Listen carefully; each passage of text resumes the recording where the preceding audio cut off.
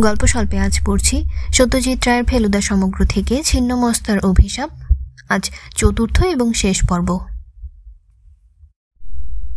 যেখানে ঠিকানা ছাড়াও কিছু লেখা আছে সেখানে বীরেন তার বাবার দেওয়া নাম ব্যবহার করেছে দুরি। 9টায় বুলাকি প্রসাদ ডিনার রেডি করে আমাদের ডাক দিল। ফেলুদা ডায়েরি আর খাতা নিয়ে খেতে বসল। যে সংকেতগুলো তৎক্ষণাৎ সমাধান হচ্ছে না সেগুলো সে নিজের খাতায় লিখে রেখেছে। বা হাতে লিখছে এবং দিব্যি লিখছে। লালমোহনবাবু একবার বললেন, লেখা বন্ধ না করলে আজকের মাংসের কারিটা ঠিক জাস্টিস করতে পারবেন না, দুর্ধর্ষ হয়েছে। ফেলুদা বলল, বাদর সমস্যা নিয়ে পড়েছি, এখন মাংস টাংস বলে ডিস্টার্ব করবেন না। আমি লক্ষ্য করছিলাম ফেলুদার ভুরুটা সাংঘাতিক কুঁচকে রয়েছে, যদিও ঠোঁটের কোণে একটা হাসির আভাসও রয়েছে। জিজ্ঞেস করতেই হলো ব্যাপারটা কি। ফেলুদা ডায়েরি থেকে পড়ে শোনালো, অগ্নির উপাসকের অসীম বদান্যতা, নবরত্ন বাদরের হিসেবে 2000 পা। লালমোহনবাবু বললেন, রাঁচিতে পাগলাগারদ আছে বলে ওখানকার বাসিন্দারাও নাকি একটু হয় বলে শুনেছি, সেটাও একটু মনে রাখবেন। ফেলুদা এ কথায় কোনো মন্তব্য না করে বলল, অগ্নির উপাসক পার্সিদের বলে জানি, কিন্তু বাকিটা সম্পূর্ণ ধোঁয়া। তাতে লালমোহনবাবু বললেন যে প্রথমত নবরত্ন বাদর বলে কোনো রকম বাদর হয় কিনা সেরকম বিষয় নিয়ে ওর সন্দেহ আছে, আর দ্বিতীয়ত 9টা রত্নের কি করে 2000 পা হয়, আর বাদর কি করে সেই হিসেবটা করে সেটা কোনো মতেই বোধগম্য হচ্ছে না। এবার আপনি খাতা বন্ধ করে একটু বিশ্রাম করুন। লালমোহনবাবুর বলার জন্য নিশ্চয়ই নয়, হয়তো চোখ আর মাথাটাকে একটু রেস্ট দেবার জন্যে ফেলুদা খাবার পরে হাঁটতে বেরোলো। অবশ্যই একা নয়, আমাদের দুজনকে সঙ্গে নিয়ে। পূর্ণিমার চাঁদই কিছুক্ষণ হলো উঠেছে, তার গায়ের রং থেকে এখনো হলুদের ছাপটা যায়নি। আকাশে মেঘ জমেছে, তাই দেখে জটায়ু বললেন, চন্দ্রলোক ক্ষণস্থায়ী বলে মনে হচ্ছে। পশ্চিম দিক থেকে মাঝে মাঝে একটা দমকা বাতাস দিচ্ছে, আর তার সঙ্গে একটা শব্দ ভেসে আসছে, যেটা ভালো করে শুনলে বোঝা যায় সার্কাসের ব্যান্ড। ডাইনে মোড় নিয়ে 2টো বাড়ি পরেই কৈলাস। এক সারি ইউক্যালিপটাসের ফাঁক দিয়ে বাড়িটা দেখা যাচ্ছে। দোতলায় একটা ঘরের জানালা খোলা, ঘরে আলো জ্বলছে। সেই আলোর সামনে দিয়ে কে যেন দ্রুত পায়চারি করছে। ফেলুদারও চোখ সেই দিকে। আমরা হাঁটা থামিয়েছি। ওটা কার ঘর? প্রীতিনবাবুর। পায়চারি করছে নীলিমা দেবী। একবার জানালায় এসে থামলেন, আবার সরে গিয়ে পায়চারি, অস্থির ভাব। আমরা আবার চলা শুরু করলাম। জানালাটা ক্রমে দৃষ্টির আড়াল হয়ে গেল। পরপর আরও বাড়ি, প্রত্যেকটাতেই বেশ বড় কম্পাউন্ড। রেডিওতে খবর বলছে। কোন বাড়িতে চলছে রেডিও জানি না। লালমোহনবাবু আর একটা বেমানান রবীন্দ্রসঙ্গীত ধরতে যাচ্ছিলেন। গুনগুনানি শুনে মনে হলো ধানের ক্ষেতে রৌদ্র ছায়ায়। এমন সময় দেখলাম দূরে একজন লোক রাস্তা দিয়ে এগিয়ে আসছে আমাদের এদিকে, গায়ে নীল রঙের পুলোভার। আর একটু কাছে এলেই চিনতে পারলাম। আপনাদের ওখানেই যাচ্ছিলাম। নমস্কার করে বললেন শঙ্করলাল মিশ্র। চেহারা দেখে মনে হলো অনেকটা সামলে নিয়েছেন, যদিও সেই হাসি খুশি ছেলে মানুষই ভাবটা এখনো ফিরে আসেনি। কি ব্যাপার? বলল ফেলুদা। আপনাকে একটা অনুরোধ করব। কি অনুরোধ? আপনি তদন্ত ছেড়ে দিন। হঠাৎ এমন একটা অনুরোধে রীতিমতো হকচকিয়ে গিয়েছিলাম, কিন্তু ফেলুদা বেশ স্বাভাবিকভাবেই বলল, কেন বলুন তো? এতে কারোর উপকার হবে না মিস্টার মিত্তির। ফেলুদা একটুক্ষণ চুপ থেকে একটা হালকা হাসি হেসে বলল, যদি বলি আমার নিজের উপকার হবে। মনে খটকা থাকলে আমি বড় উদ্বেগ বোধ করি মিস্টার মিশ্র, সেটাকে দূর না করা অবধি শান্তি পাই না।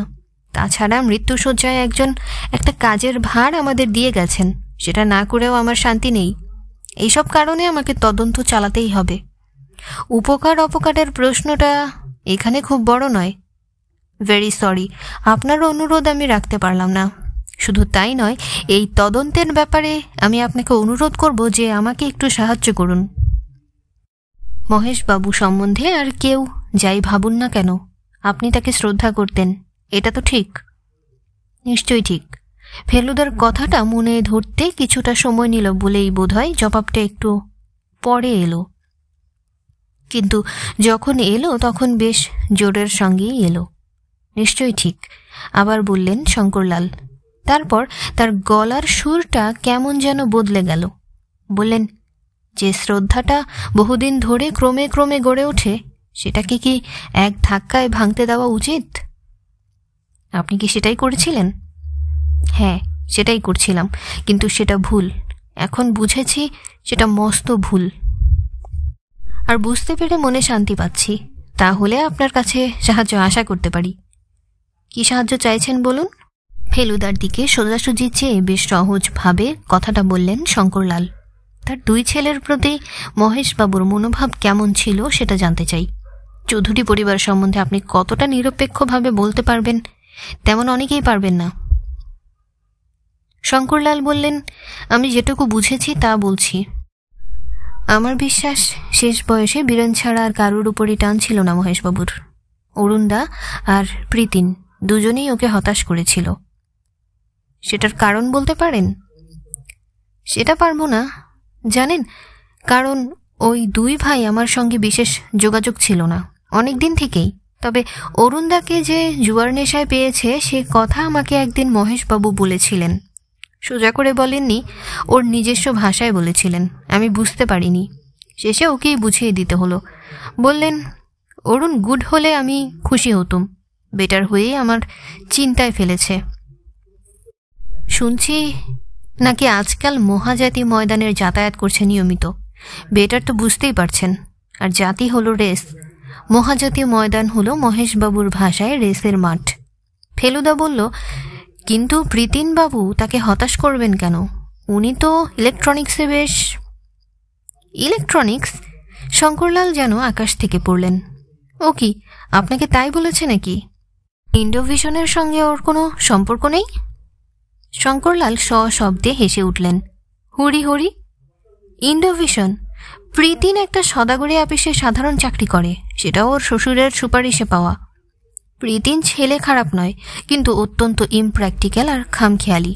এককালে সাহিত্য টাহিত্য করতে চেষ্টা করেছে, কিন্তু সেও খুব মামুলি। ওর স্ত্রী বড়লোক বাপের একমাত্র মেয়ে। ও যে গাড়িটাতে এসেছে সেটা ওর শ্বশুরের। অফিস থেকে ছুটি পাচ্ছিল না, তাই আসতে দেরি হয়েছে। এবার আমাদের আকাশ থেকে পড়ার পালা। তবে ওর পাখির নেশাটা খাঁটি, বললেন শঙ্করলাল। ওতে কোনো ফাঁকি নেই। ফেলুদা বলল, আরেকটা প্রশ্ন আছে। বলুন। সেদিন রাজরাপ্পায় যে গেরুয়াধারীটির সঙ্গে আপনি কথা বলছিলেন, তিনি কি বীরেন্দ্র? হঠাৎ এরকম একটা প্রশ্ন শুনে শঙ্করলাল থতমত খেলেও মনে হলো চট করে সামলে নিলেন, কিন্তু উত্তর যেটা দিলেন সেটা সোজা নয়। আপনার যা বুদ্ধি, আমার মনে হয় ক্রমে আপনি সব কিছুই জানতে পারবেন। এটা জিজ্ঞেস করার একটা কারণ আছে, বলল ফেলুদা। তিনি যদি বীরেন হন, তাহলে মহেশবাবুর শেষ ইচ্ছা অনুযায়ী তাকে আমার একটা জিনিস দিতে হবে। আপনি প্রয়োজনে বীরেনের সঙ্গে যোগাযোগ করিয়ে দিতে পারবেন কি? শঙ্করলাল বললেন, মহেশবাবুর শেষ ইচ্ছা যাতে পূরণ হয় তার চেষ্টা আমি করব। এটা আমি কথা দিচ্ছি, এর বেশি আর কিছু করতে পারবো না। আমায় মাফ করবেন। কথাটা বলে শঙ্করলাল যে পথে এসেছিলেন আবার সেই পথে ফিরে গেলেন। আমরা যে হাঁটতে হাঁটতে বেশ অনেকখানি পথ চলে এসেছিলাম সেটা বুঝতেই পারিনি। ফেলুদা টর্চের আলোয় ঘড়ি দেখে বলল, 10:30। আমরা ফিরতেই পথ ধরলাম। কৈলাসে সব বাতি নিভে গেছে, চাঁদ ঢেকে গেছে মেঘে। সার্কাসের বাজনাও আর শোনা যাচ্ছে না।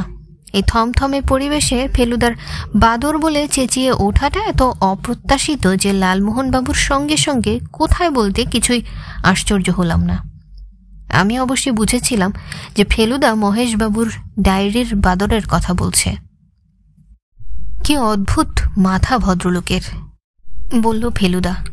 বাদরেও যে বই লিখেছে সেটা তো খেয়ালই ছিল না। আপনি সিম্পল ফ্র্যাকচারটাকে কম্পাউন্ড ফ্র্যাকচারে পরিণত করছেন কেন বলুন তো মশাই? শুধু বাদর শানাচ্ছে না, তার উপর আবার বই লিখিয়ে বাদর। গিবন গিবন গিবন বলে উঠল ফেলুদা। আরে বাস, সত্যি তো, গিবন তো একরকম বাদরই তো বটে। কিন্তু ফেলুদা হঠাৎ কেন জানি মুষড়ে পড়ল। বাড়ির ফটকের কাছাকাছি যখন পৌঁছেছি তখন চাপা গলায় বলতে শুনলাম, সাংঘাতিক দাও মেরেছে, লোকটা সাংঘাতিক। কে মশাই? জিজ্ঞেস করলেন লালমোহনবাবু। রাত 12টা পর্যন্ত আমাদের ঘরে থেকে লালমোহনবাবু ফেলুদার হেয়ালির সমাধান দেখলেন একটা হেয়ালির উত্তরের জন্য 11টার সময় কৈলাসে ফোন করতে হলো। 1915-র 18ই অক্টোবর মহেশবাবু লিখেছেন, হি প্যাসেস অ্যাওয়ে। কার মৃত্যু সংবাদ ডায়েরিতে লেখা রয়েছে জানবার জন্য অরুণবাবুকে জিজ্ঞেস করে জানা গেল ওই দিনে অরুণবাবুর মা মারা গিয়েছিলেন। মার নাম জিজ্ঞেস করাতে বললেন হিরণময়ী, যার ফলে বেরিয়ে গেল হি হল হি। 1958-তে লেখা কিছু পাওয়া গেল যেগুলো পড়লে মনে হয় ইংরেজিটা মোটো, যেমন be foolish, be stubborn, be determined. তারপর যখন এলো বি লিভস ফর ইংল্যান্ড, তখন বোঝা গেল বি হচ্ছে বি, অর্থাৎ বীরেন। 1975-এর পাতায় পাওয়া গেল এ তিনের বশ: কাম, ক্রোধ, লোভ, মোহ, মদ, মাৎসর্য। 3 হল লোভ। এ হচ্ছে অরুণবাবু। শেষ লেখা মহেশবাবুর জন্মদিনের আগের দিন। ফিরে আসা, ব্যাস, তারপর আর কিছু নেই। ডায়েরি যখন শেষ হলো তখন রাত 1টা। ফেলুদার তখনও ঘুম আসেনি, কারণ আমি যখন লেপটা গায়ের উপর টানছি তখন দেখলাম ও লালমোহনবাবুর দেওয়া সার্কাসের বইটা খুলল। উনি কথাই দিয়েছিলেন ওর পড়া হলে ফেলুদাকে পড়তে দেবেন, আর ফেলুদার পড়া হলে আমি পড়ব। যখন তন্দ্রার ভাব আসছে তখন শুনলাম ফেলুদা কথা বলছে, আর সেটা আমাকেই বলছে। কোথাও খুন হলে পুলিশে গিয়ে খুনের জায়গার একটা নকশা করে লাশ যেখানে পাওয়া গেছে সেটার একটা চিহ্ন দিয়ে দেয়। সেই চিহ্নটা কি জিনিস? X marks the spot. আমি জিজ্ঞেস করলাম, ঠিক বলেছিস, এক্স মার্কস দ্য স্পট। এই এক্সটাই স্বপ্নে হয়ে গেল 2 হাত তোলা, পা ফাঁক করা কালীমূর্তি, যেটা অরুণবাবুর দিকে চোখ রাঙিয়ে বলছে, তুই 2-এর বশ, তুই 2-এর বশ, তুই 2-এর বশ। আর অরুণবাবু চিৎকার করে বলছেন, আমি দেখছিলাম। তারপরেই কালীর মুখটা হয়ে গেল লালমোহনবাবুর মুখ, আর যেই সেই মুখটা বলছে 1 মাসে 3000 বিক্রি, ই কালমোহন বেঙ্গলি। অমনি স্বপ্নটা ভেঙে গেল একটা শব্দে। দরজায় ধাক্কা লাগার শব্দ, আর তার সঙ্গে ধস্তাধস্তির শব্দ। বাইরে বৃষ্টি পড়ছে, এটাও বুঝতে পারলাম। আমার হাতটা আপনা থেকেই টেবিল ল্যাম্পের সুইচটার দিকে চলে গেল। আলো জ্বলল না। বিহারেও যে লোডশেডিং হয় এটা খেয়াল ছিল না। মেঝেতে ধূপ করে কি একটা পড়ার শব্দের সঙ্গে সঙ্গে ফেলুদার গলা, টর্চ জাল, তোপসে আমারটা পড়ে গেছে। টেবিলের উপর হাতড়ে জলের গেলাসটা মাটিতে ফেলে ভেঙে তবে টর্চটা পেলাম। ফেলুদা ইতিমধ্যে উঠে দাঁড়িয়েছে। টর্চের আলোতে তার নিষ্ফল ক্রোধটা চোখে মুখে ফুটে বেরোচ্ছে। কে ছিল ফেলুদা? দেখিনি, তবে অনুমান করতে পারি লোকটা সন্ডা। কি মতলবে এসেছিল বলো তো? চুরি। কিছু নেয়নি তো? নেয়নি, তবে নির্ঘাত নিত যদি আমার ঘুমটা এত পাতলা না হতো। কি নিত? ফেলুদা এ প্রশ্নের কোনো উত্তর না দিয়ে কেবল বিড়বিড় করে বলল, এখন দেখছে ফেলুমিত্তিরই একমাত্র লোক নয় যে মহেশ চৌধুরীর সংকেতের মানে বুঝতে পারে, যদিও এটা একটু লেটে বুঝেছে। পরদিন সকালে লালমোহনবাবু সব শুনে টুনে বললেন, আমি প্রথম দিনই বলেছিলাম দরজা বন্ধ করে শোবেন। এসব জায়গায় চোর ডাকাতের উপদ্রব তো হবেই। আপনি তো বাঘের ভয়ে দরজা বন্ধ করেছিলেন, আর আপনি চোরের জন্য দরজা খোলা রেখেছিলেন। বন্ধ রাখলে দুটোর হাত থেকেই সেফ। ওহে বুলাকি প্রসাদ, চটপট ব্রেকফাস্টটা দাও তো ভাই। এত তাড়া কিসের? বলল ফেলুদা। বাঘ ধরা দেখতে যাবেন না? ধরবে কে? কারান্ডিকার তো নিখোঁজ। নিখোঁজ হলে কি হবে? বাঘ মারার তাল হচ্ছে, সে খবর কি তার কাছে পৌঁছয়নি? ওহ, কি থ্রিলিং ব্যাপার মশাই, এ চান্স ছাড়া যায় না। আপনি ব্যাপারটা কি করে এত কামলি নিচ্ছেন জানি না। 8টা নাগাদ ব্রেকফাস্ট সেরে ডায়েরি আর চিঠির প্যাকেট নিয়ে কৈলাসে যাবার জন্য তৈরি হয়েছি। এমন সময় অখিলবাবু এলেন। বললেন তার এক হোমিওপ্যাথ বন্ধু কাছেই থাকেন, তার কাছেই যাচ্ছিলেন। আমাদের বাড়ির পথে পড়ে বলে ঢু মেরে যাচ্ছেন। ঘৃতকুমারীতে মহেশবাবুর মাথা ঠান্ডা হয়েছিল? ফেলুদা প্রশ্ন করল হালকাভাবে। ও বাবা, এ কথাও লিখেছে নাকি মহেশ ডায়েরিতে? আরও অনেক কথাই লিখেছেন। অখিলবাবু বললেন, আমার ওষুধের চেয়েও অনেক বেশি কাজে দিয়েছিল ওর মনের জোর, যাকে বলে উইল পাওয়ার। সে যে কিভাবে মদ ছাড়ল সে তো আমি নিজের চোখে দেখেছি, আর সে তো ঘৃতকুমারিতা হয়নি। উইলের কথাই যখন তুললেন, বলল ফেলুদা, তখন বলুন তো মহেশবাবুর উইল সম্বন্ধে কিছু জানেন কি না? আমি অবশ্যই দলিলের কথা বলছি, মনের জোরের কথা বলছি না। ডিটেল জানি না, তবে এটুকু জানি যে মহেশ একবার উইল করে পরে সেটা বাতিল করে আরেকটা উইল করে। আমার ধারণা এই দ্বিতীয় উইলে বীরেনের কোনো অংশ ছিল না। অখিলবাবু অবাক হয়ে বললেন, এটা কি ডায়েরিতে পেলেন নাকি? না, এটা উনি মৃত্যুসজ্জায় বলে গেছেন। সংকেতটা আপনার মনে আছে কি না জানি না। প্রথমে দুটো আঙ্গুল দেখালেন, তারপর উই উই বললেন, আর তারপর বুড়ো আঙ্গুলটা নাড়ালেন। 2 আঙ্গুল। যদি দূরই হয় তাহলে ও ছাড়া আর কোনো মনে হয় না। আশ্চর্য সমাধান করেছেন আপনি। বললেন অখিলবাবু, প্রথমে উইলে বীরেনের অংশ ছিল। তার কাছ থেকে চিঠি আসা বন্ধ হবার পর 5 বছর অপেক্ষা করে ছেলে আর আসবে না ধরে নিয়ে গভীর অভিমানে বীরেনকে বাদ দিয়ে মহেশ নতুন উইল করে। বীরেন ফিরে এসেছে জানলে কি আবার নতুন উইল করতেন? আমার তো তাই বিশ্বাস। এবার ফেলুদা একটু ভেবে প্রশ্ন করল, বীরেন সন্ন্যাসী হয়ে যেতে পারে এমন কোনো সম্ভাবনা তার মধ্যে কখনো লক্ষ্য করেছিলেন কি? দেখুন, বীরেনের কুষ্ঠি আমিই করি। সে যে গৃহত্যাগী হবে সেটা আমি জানতাম। তাই যদি হয় তাহলে সন্ন্যাসী হবার সম্ভাবনাটা উড়িয়ে দেওয়া যায় কি? আরেকটা শেষ প্রশ্ন। সেদিন আপনি বললেন মহেশবাবুকে খুঁজতে যাচ্ছেন, অথচ আপনি এলেন আমাদের পরে। আপনি কি পথ হারিয়েছিলেন? জায়গাটা তো তেমন গোলকধাঁধার নয় কিছু। এ প্রশ্ন আপনি করবেন সে আমি জানতাম, মৃদু হেসে বললেন অখিলবাবু। জায়গাটা গোলকধাঁধা নয় ঠিকই, তবে পথটা 2 ভাগ হয়ে গেছে, সেটা আপনি লক্ষ্য করেছেন নিশ্চয়ই। মহেশকে খুঁজে পাওয়া আমার পক্ষে সহজই ছিল, কিন্তু ব্যাপার কি জানেন? বুড়ো বয়সে ছেলেবেলার স্মৃতি মাঝে মাঝে জেগে ওঠে মনে। সেই রকম একটা স্মৃতি আমাকে অন্য পথে নিয়ে যায়। সেটা আর কিছুই না, 55 বছর আগে ওই দিকেই একটা পাথরে আমি আমার নামের আদ্যক্ষর আর তারিখ খোদাই করে লিখেছিলাম। গিয়ে দেখি সে পাথর এখনো আছে, আর সে খোদাইও আছে ABC 15/5/23। বিশ্বাস না হয় আপনি গিয়ে দেখতে পারেন। কৈলাসে গিয়ে নূর মোহাম্মদের কাছে শুনলাম অরুণবাবু 8 ঘন্টা আগে বেরিয়ে গেছেন। বাঘের সন্ধানে ছোট বাবা আছেন। প্রীতিনবাবু দোতলায় ছিলেন, খবর দিতে নিচে নেমে এলেন। তার হাতে চিঠি আর ডায়েরির প্যাকেট তুলে দিয়ে চলে আসছি, এমন সময় বাধা পড়ল নীলিমা দেবী। তিনি ঘরে ঢুকতেই প্রীতিনবাবুর মুখ শুকিয়ে গেছে সেটা লক্ষ্য করলাম। আপনাকে একটা কথা বলার ছিল মিস্টার মিত্তির, যেটা আমার স্বামীরই বলা উচিত ছিল, কিন্তু উনি বলতে চাইছেন না। প্রীতিনবাবু তার স্ত্রীর দিকে কাতরভাবে চেয়ে আছেন, কিন্তু নীলিমা দেবী সেটা গ্রাহ্য করলেন না। তিনি বলে চললেন, সেদিন বাবাকে ওই অবস্থায় দেখে আমার স্বামীর হাত থেকে টেপ রেকর্ডারটা পড়ে যায়। আমি সেটা তুলে আমার ব্যাগে রেখে দিই। আমার মনে হয় এটা আপনার কাজে লাগবে। এই নিন। প্রীতিনবাবু আবার বাধা দেবার চেষ্টা করলেন, কিন্তু পারলেন না। ফেলুদা ধন্যবাদ দিয়ে ক্যাসেট রেকর্ডারটা কোটের পকেটে পুরে নিল। প্রীতিনবাবুকে দেখে মনে হলো তিনি একেবারে ভেঙে পড়েছেন। আমার মন বলছিল যে বাঘ ধরার ব্যাপারে ফেলুদারও যথেষ্ট কৌতূহল আছে। গাড়িতে উঠে ও হরিপদ বাবুকে যা নির্দেশ দিল তাতে বুঝলাম আমার অনুমান ঠিক।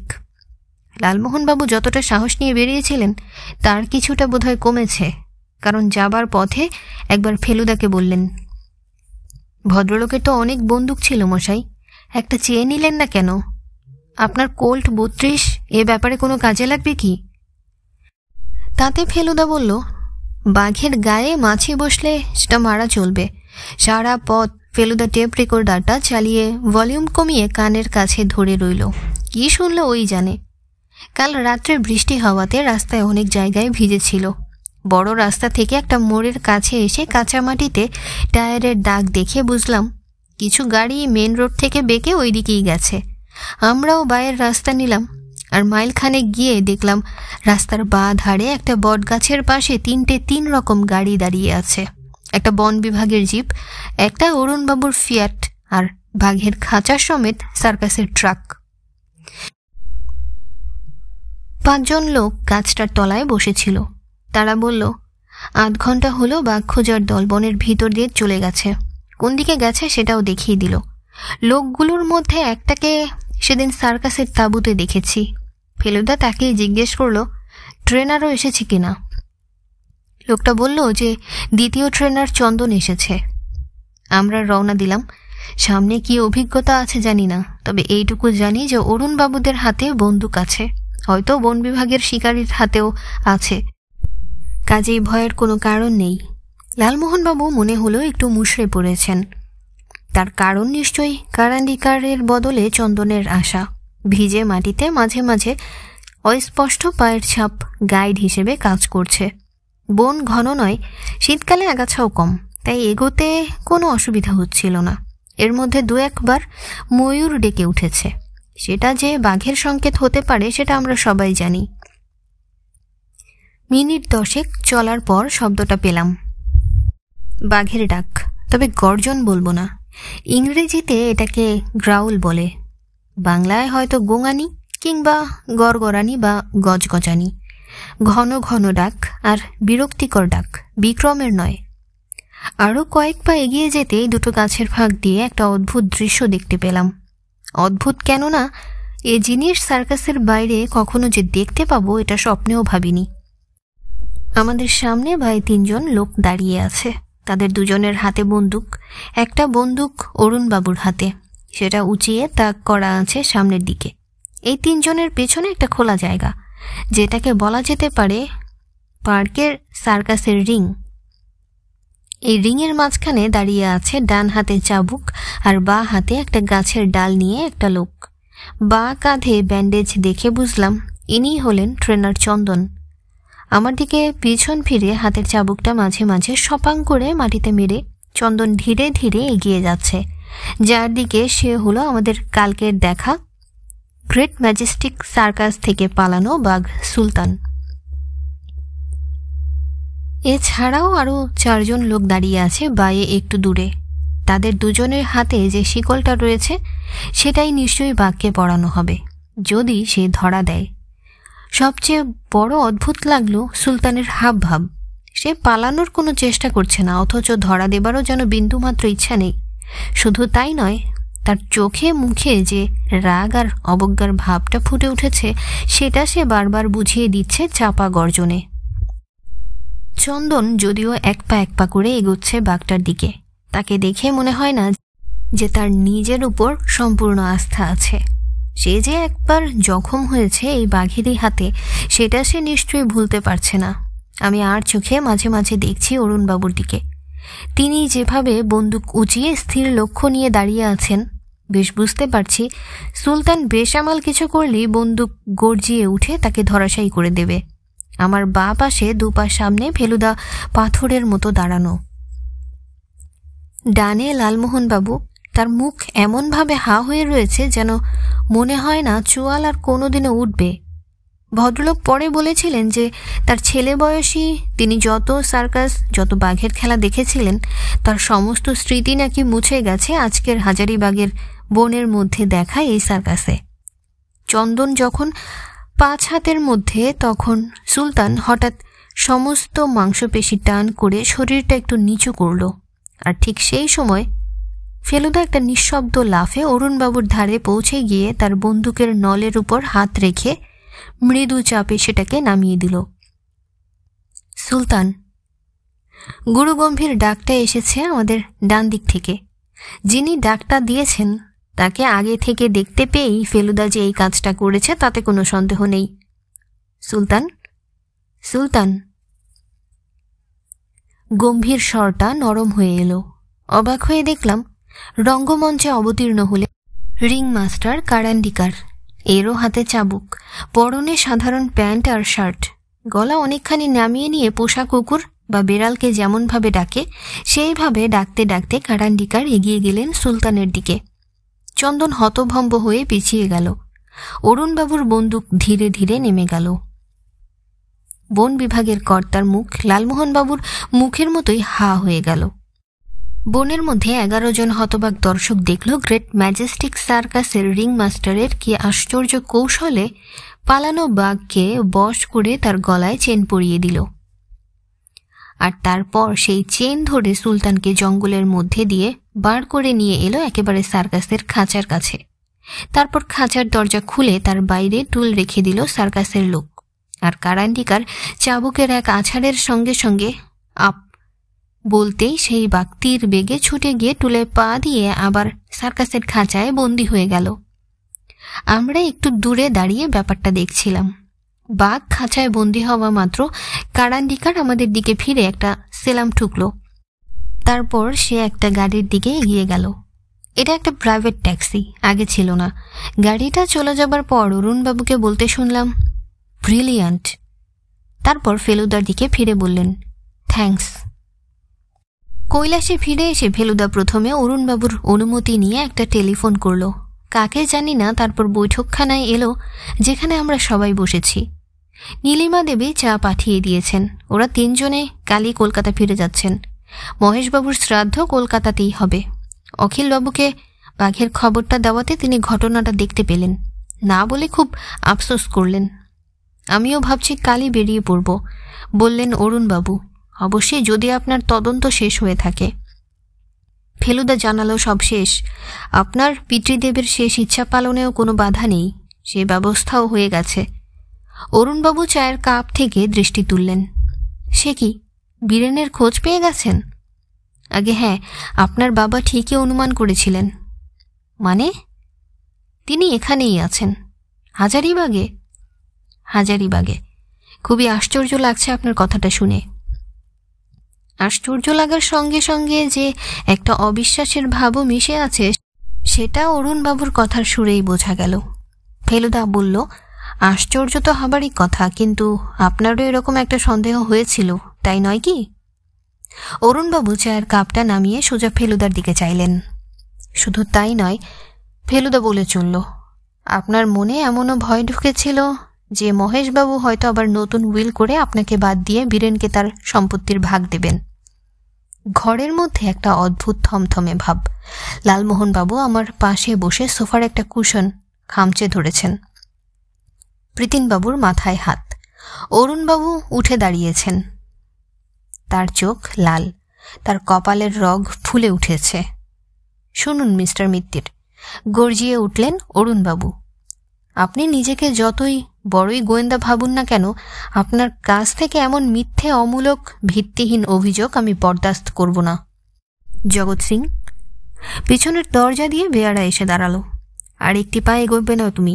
ফেলুদার হাতের রিভলভার, সেটার লক্ষ্য অরুণবাবুর পিছনে, জগৎ সিংয়ের দিকে। ওর মাথার এক গাছা চুল কাল রাত্রে আমার হাতে উঠে এসেছিল। আমি জানি ও আপনারই আজ্ঞা পালন করতে এসেছিল আমার ঘরে। ওর মাথার খুলি উড়ে যাবে যদি ও এক পা এগোয় আমার দিকে। জগৎ সিং পাথরের মতো দাঁড়িয়ে রইল। অরুণবাবু কাঁপতে কাঁপতে বসে পড়লেন সোফাতে। আপনি কি বলতে চাইছেন? শুনুন সেটা মন দিয়ে, বলল ফেলুদা। আপনি উইল চেঞ্জ করার রাস্তা বন্ধ করার জন্য আপনার বাবার চাবি লুকিয়ে রেখেছিলেন। বিবি দেখেছিল মহেশবাবুকে চাবি খুঁজতে। মহেশবাবু হেয়ালি করে তার নাতনিকে বলেছিলেন তিনি কি হারিয়েছেন, কি খুঁজছেন। এই কি হলো, কি অর্থাৎ চাবি। কিন্তু চাবি সরিয়েও আপনি নিশ্চিন্ত হননি। তাই আপনি সেদিন রাজরাপ্পায় সুযোগ পেয়ে আপনার মোক্ষম অস্ত্রটি প্রয়োগ করেন আপনার বাবার উপর। আপনি জানতেন সেই অস্ত্রে মৃত্যু হতে পারে এবং সেটা হলেই আপনার কার্যসিদ্ধি হবে। পাগলের প্রলাপ, পাগলের প্রলাপ বকছেন আপনি। সাক্ষী আছে। অরুণবাবু একজন নয়, তিনজন। যদিও তারা কেউই সাহস করে সেটা প্রকাশ করেননি।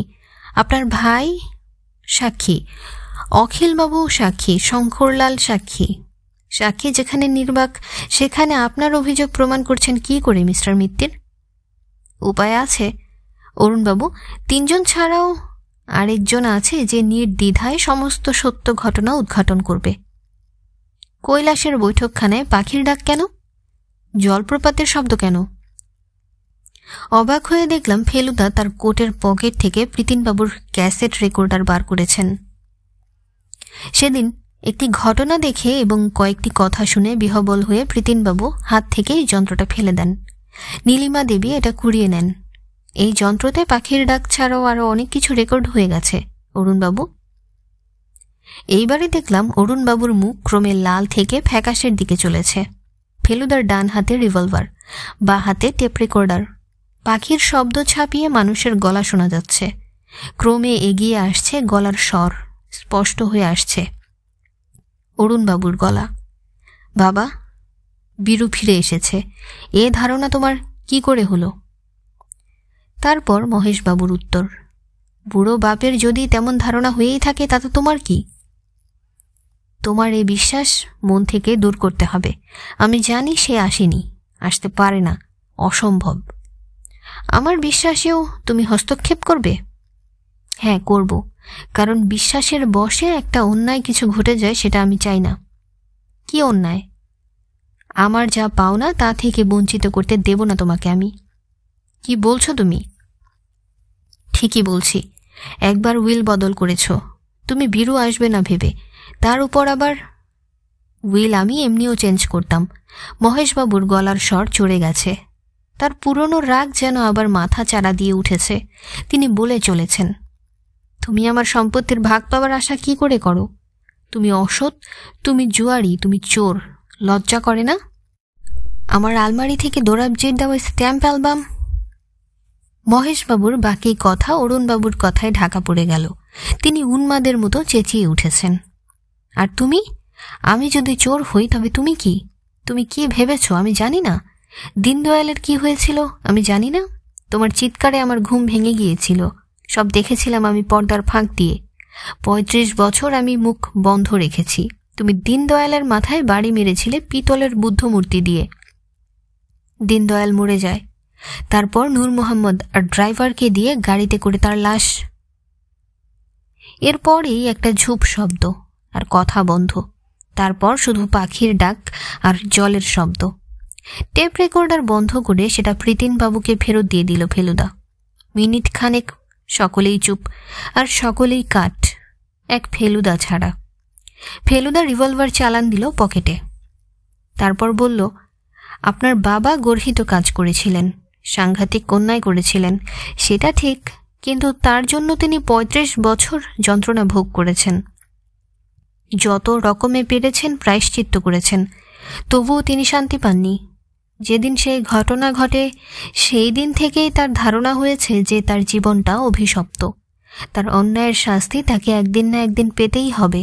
অবশ্যই সেই শাস্তি এভাবে তার নিজের ছেলের হাত থেকে আসবে সেটা তিনি ভেবেছিলেন কিনা জানি না। অরুণবাবু পাথরের মতো বসে আছেন, মেঝের বাঘছালটার দিকে একদৃষ্টে চেয়ে। যখন কথা বললেন তখন মনে হলো তার গলার স্বরটা আসছে অনেক দূর থেকে। একটা কুকুর ছিল, আইরিশ টেরিয়ার, বাবার খুব প্রিয়। দীনদয়ালকে দেখতে পারত না কুকুরটা। একদিন কামড়াতে যায়, দীনদয়াল লাঠির বাড়ি মারে, কুকুরটা জখম হয়।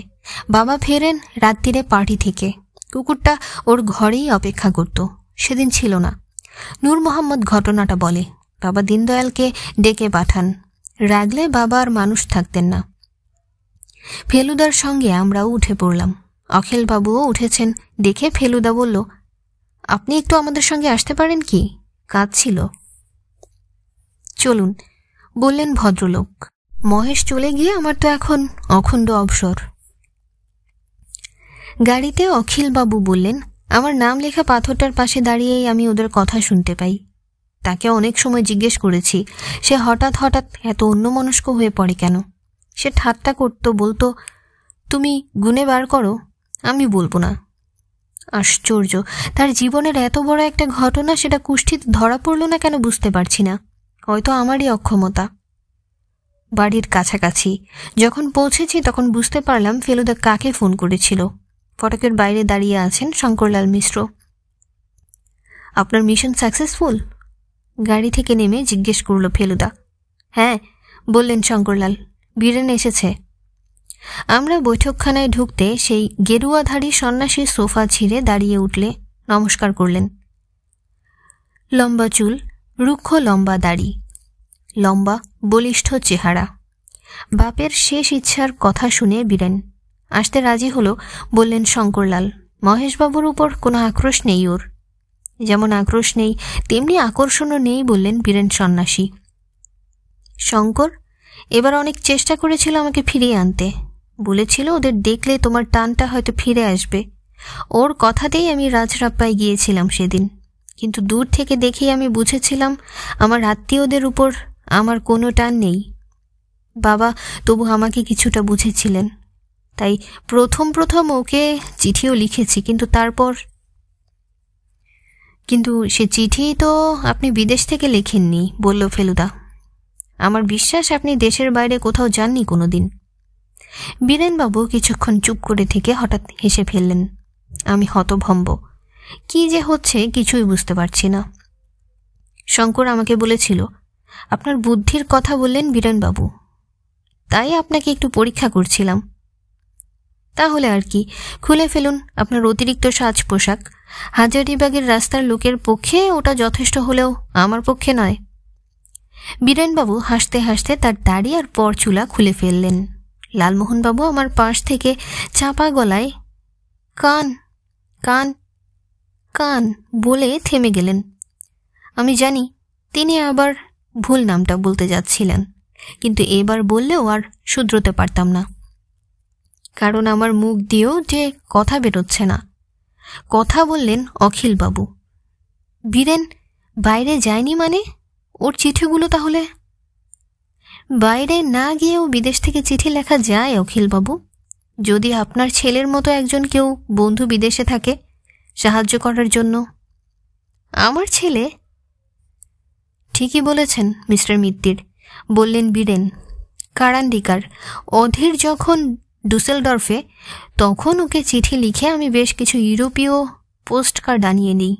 সেগুলোতে ঠিকানা আর যা কিছু লিখবার লিখে খামের মধ্যে ভরে ওর কাছেই পাঠাতাম, আর ও টিকিট লাগিয়ে ডাকে ফেলে দিত।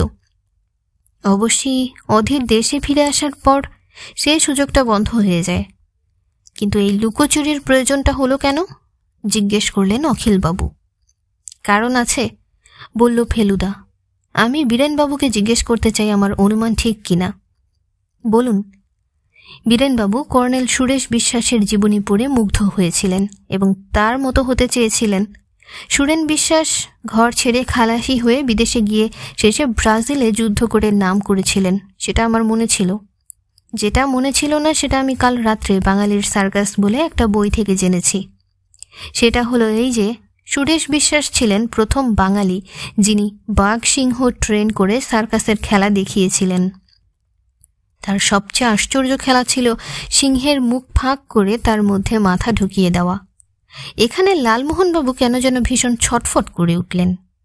ও মশাই, ছ্যা ছ্যা ছ্যা, এই সেদিন পড়লুম, তাও খেয়াল হলো না?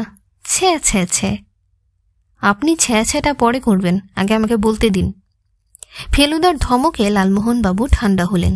ফেলুদা বলে চলল, বীরেনবাবুর অ্যাম্বিশন ছিল আসলে বাঘ সিংহ নিয়ে খেলা দেখানো, কিন্তু বাঙালি ভদ্রঘরের ছেলে আজকের দিনে ওদিকে যেতে চাইছে শুনলে কেউ কি সেটা ভালো চোখে দেখত?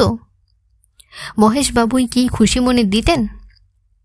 তাই বীরেনবাবুকে কৌশলের আশ্রয় নিতে হয়েছিল, তাই নয় কি? সম্পূর্ণ ঠিক, বললেন বীরেনবাবু।